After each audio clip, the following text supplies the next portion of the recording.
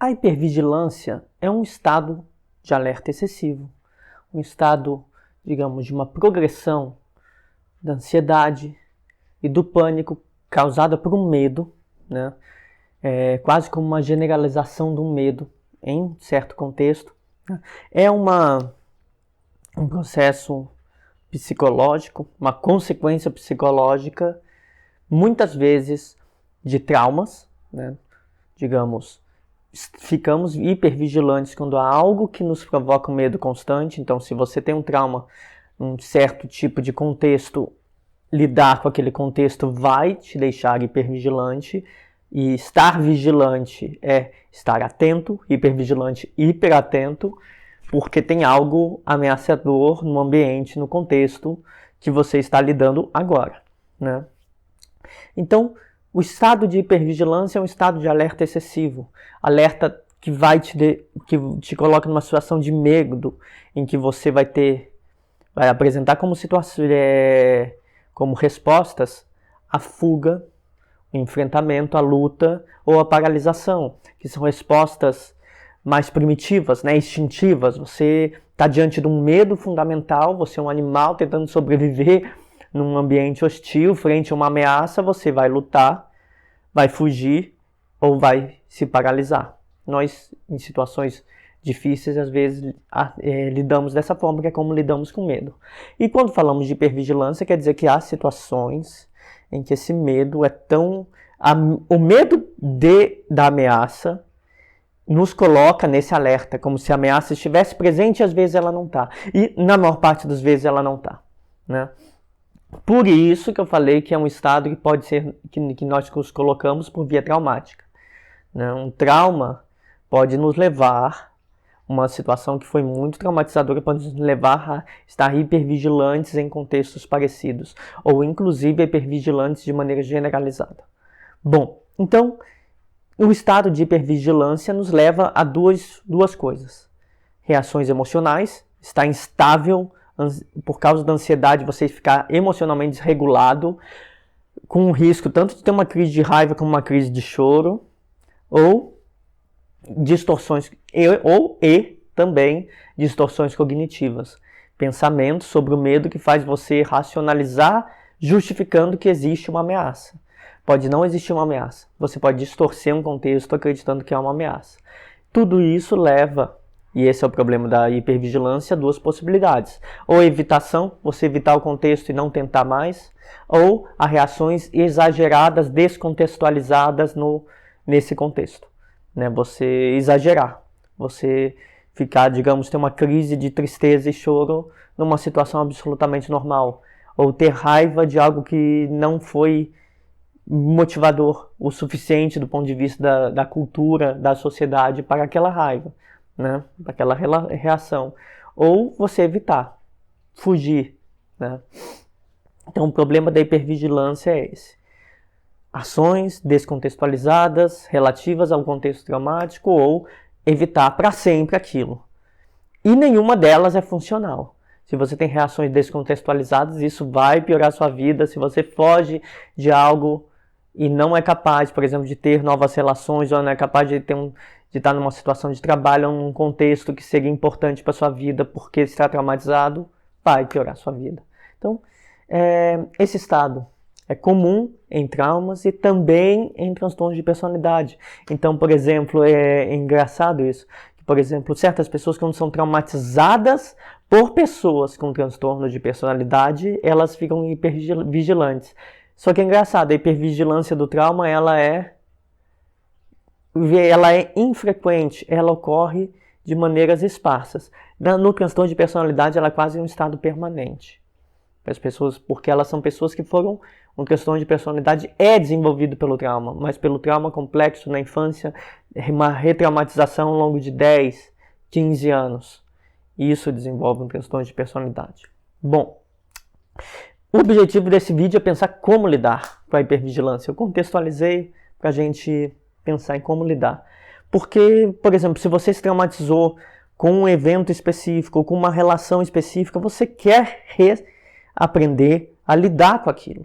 Você quer ser reinserido numa vida normal. Você quer, sei lá, Se você teve um relacionamento traumático, ser capaz de se relacionar de novo. Ou se você esteve no emprego que te traumatizou, ser capaz de estar de novo trabalhando. Ou se a universidade tem a experiência de estudantes que, por causa do excesso de demandas dos estudos, não querem fazer uma pós-graduação ou estudar novamente, né? Já vi essa experiência, como professor vejo essa experiência. Alguns estudantes que ficaram muito sobrecarregados, por exemplo, principalmente estudantes que trabalham e estudam.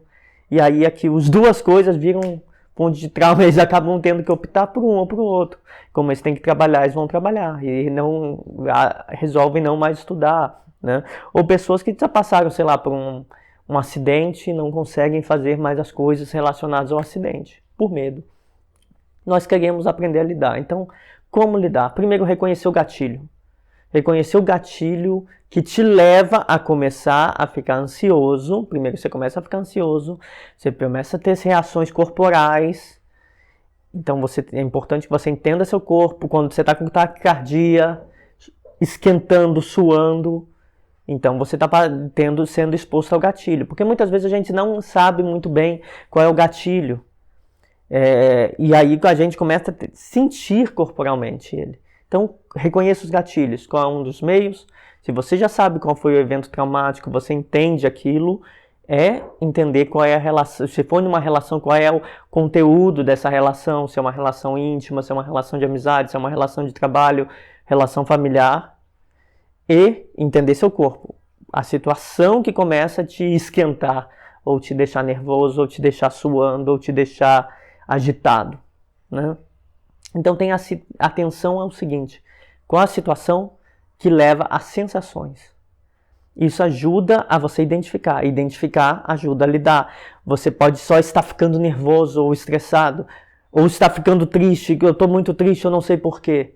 Então você tem que identificar. Então identifique o progresso. Quando o seu corpo está mudando, quais são as sensações que você está sentindo? Atenção ao seu corpo. Então isso permite você identificar.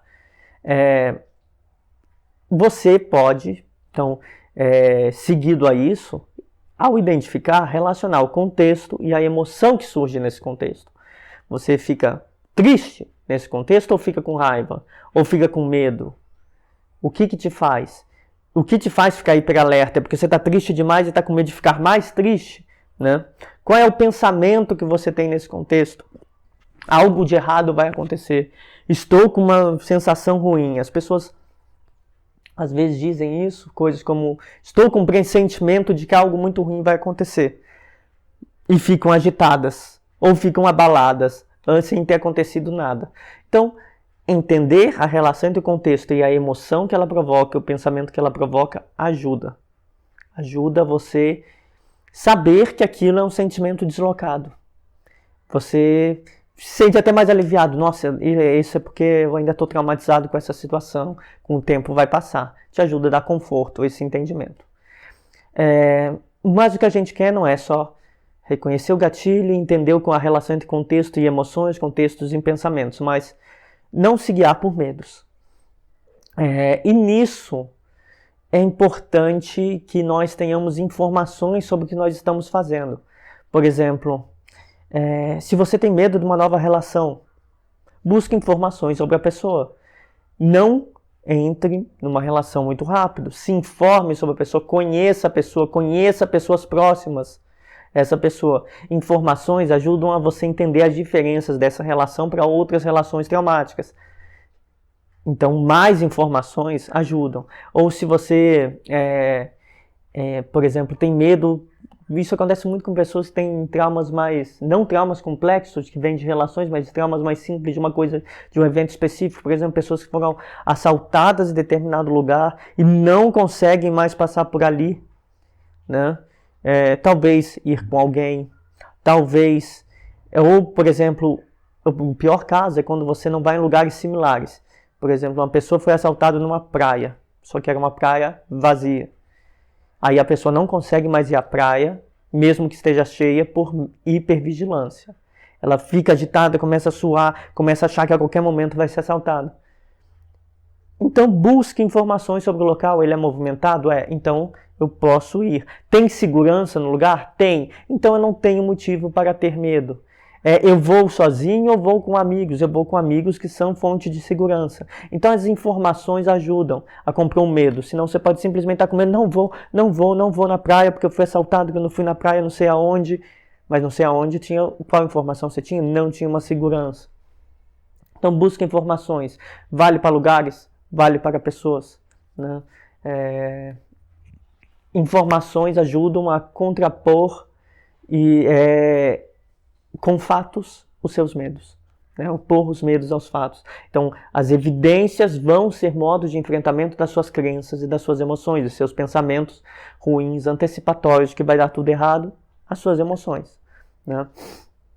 É importante, quando você já está tendo uma crise, assim, ou você está já super hipervigilante, está muito ansioso, está com muito medo, está com taquicardia, nervoso com a situação, ficando abalado, ficando triste ou ficando irritado.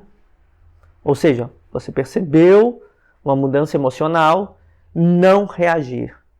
Não reagir sem avaliar, porque você pode afetar outras pessoas, você pode magoar outras pessoas, não simplesmente...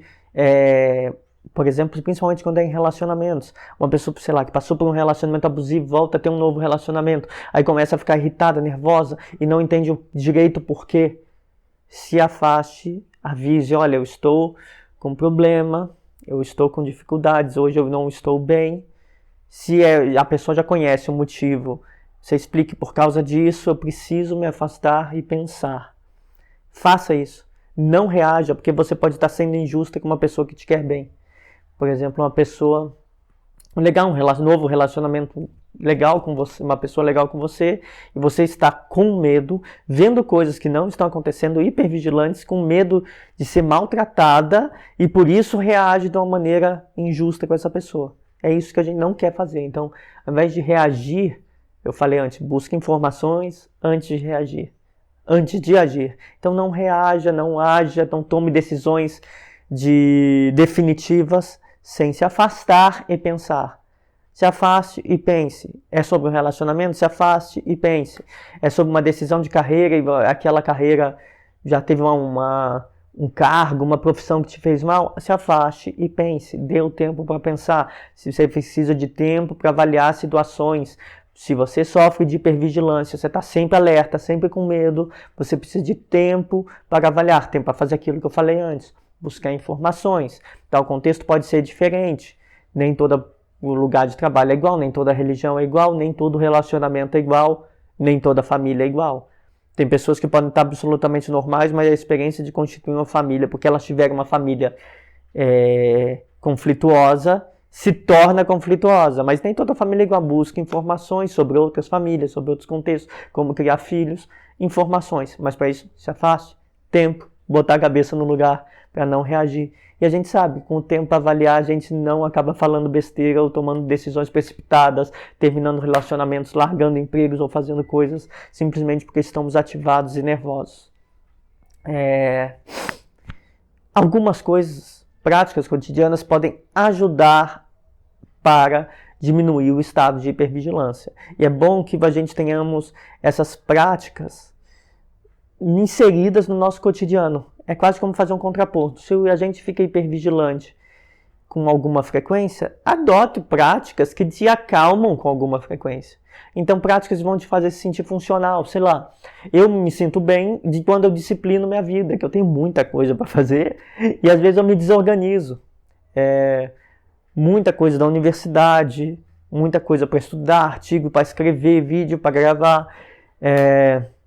Você tem que dar um jeito de ter interações com as pessoas no meio disso tudo. Então é difícil, eu tenho dificuldades. Mas tem algo e aí eu vou ficando nervoso quando minha vida desorganiza. Não estou em hipervigilância, mas estou nervoso. Como que eu me organizo? Disciplinando. Eu vou à academia, começo a ir no mesmo horário, agendo coloco minhas refeições tudo em marmitinhas, dá para semana, e aí eu disciplino minha vida. Às vezes organizar a sua casa pode ser uma maneira de fazer isso. Organizar a sua agenda. Você se sente mais funcional, assim, você sente que as coisas estão funcionando no dia após dia, e te dá uma sensação de coerência na sua vida. Minha vida é coerente com os meus objetivos, e eu estou seguindo eles no dia após dia. Isso te faz se sentir mais funcional. Isso te tira da hipervigilância. Você, por exemplo, fazer coisas organizadas na sua vida, mas também coisas gratificantes. Por exemplo, se você gosta de um esporte, gosta de nadar, gosta de correr, fazer isso um número de vezes na semana te ajuda a se sentir gratificado. Nossa, eu cumpri, eu prometi para mim que eu ia correr 2 vezes na semana, nadar 2 vezes na semana e praticar uma luta 2 vezes na semana. E eu fui. Então, você já se sente gratificado. Fiz algo. Ou prometi que eu ia estudar 1 horinha por dia. Você faz e você pensa, como estou conseguindo. Fez 3 dias, 4 dias, estou conseguindo. Essas coisas te dão gratificações. Você se sente melhor, sente que você está sendo capaz de conseguir coisas. E isso acalma, relaxa. E principalmente quando são práticas positivas de mudança de hábito, por exemplo, uma boa alimentação, exercícios físicos. Isso acalma. Muita gente faz alguns exercícios que são relaxantes. Eu gosto de fazer exercícios eu faço em academias, mas eu gosto e me sinto mais relaxado em espaços abertos. O vento, né? O clima, né? Principalmente lugares mais onde estão ventando, tem sombra, muito bom para mim, né? Então mudar hábitos ajudam a regular emoções e práticas positivas consistentes ao longo do tempo nos ajudam a sair daquele contexto que nós estamos super atentos. Então tenham práticas que te ajudam a acalmar, a relaxar e a se sentir que está dando certo, que as coisas estão andando, estão melhorando, né? Então mudar hábitos. O autoconhecimento é fundamental. Como eu falei antes, reconhecer gatilhos, entender contexto, entender o que você pensa, qual é o sentimento que você exibe é fundamental. Mas isso só funciona se tivesse outro lado que eu comentei também. A disciplina para melhorar a mudança de hábitos, a inserção de atividades gratificantes no cotidiano. As duas coisas vêm juntas, né? Autoconhecimento e esforço para a mudança. Você tem que fazer sua parte. Então você tem que conhece-te a ti mesmo, investiga você próprio, entenda como você se sente em cada contexto, conheça seu mundo interior. Então, autoconhecimento é uma coisa que você desenvolve, é um objetivo seu, e a mudança na sua vida com atividades gratificantes é um objetivo seu. Então, essas duas coisas você pode fazer.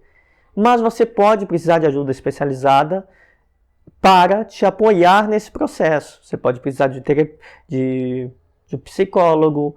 Se a hipervigilância está piorando completamente sua vida, você pode acabar tendo que tomar algum medicamento psiquiátrico em algum tempo, mas isso não vai resolver. O psicólogo é bom estar presente no processo de mudança, mas ela só se mantém em longo prazo quando você tem um esforço. Muitas pessoas vão em psicólogos ou psiquiatras e depois dizem, não está funcionando. Não está funcionando, eu não sinto que eu estou melhorando, porque você está sendo passivo. Você está atribuindo àquela pessoa o papel de ela te melhorar. Ela tem um papel, e ela tem um papel de auxiliar no processo que você deseja. Então, há necessidade de autoconhecimento e de disciplina. Digamos, qualquer psicólogo, médico, por exemplo, você quer mudar seus hábitos alimentares, nutricionista, quem for da área de saúde, vai ser complementar a algo que você vai pôr em prática na sua vida. Mudanças positivas tem a ver com práticas que você toma, então exige comprometimento, né? Mas então nesse vídeo eu tentei mostrar rapidamente o que é hipervigilância e depois como você pode identificar quando ocorre, quando você está sendo hipervigilante e como lidar para diminuir essa hipervigilância. Então, o autoconhecimento, o entendimento de contextos, o entendimento dos seus processos emocionais e cognitivos é um lado. O outro lado é a disciplina, bons hábitos, ter atividades gratificantes, uma mudança prática na vida. Então a gente tem um elemento teórico, né? Você entender a teoria sua, como você funciona, e o outro entender, e o outro um elemento prático, teórico, um elemento prático, que tenha mudanças positivas na sua vida gratificantes. Isso vai diminuir a incidência. Ao longo do tempo pode passar e você não ter mais hipervigilância, mas ela vai diminuindo aos poucos, levando essas duas coisas adiante. Pode precisar de apoio especializado? Pode, mas o fundamental é isso. Autoconhecimento, disciplina, mudanças de hábitos, né? Um aspecto mais intelectual da coisa, pensar a coisa, e um aspecto prático de implementar na sua vida cotidiana.